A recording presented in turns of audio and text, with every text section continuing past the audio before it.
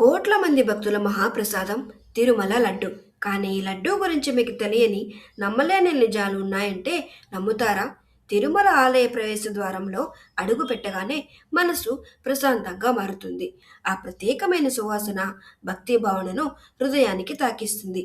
అది కేవలం వాసన కాదు, దైవానుభూతి. తిరుమల లడ్డు చరిత్ర తెలుసా?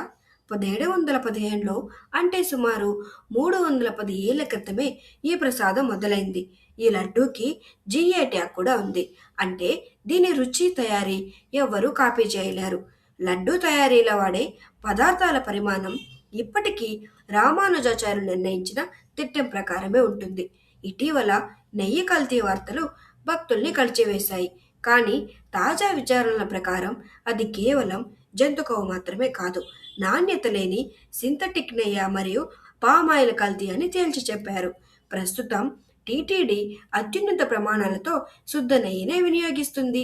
ఎన్ని వివాదాలు వచ్చినా ఆ ఏడుకొండల వారి లడ్డూ పవిత్రత ఎప్పటికీ ప్రత్యేకమే.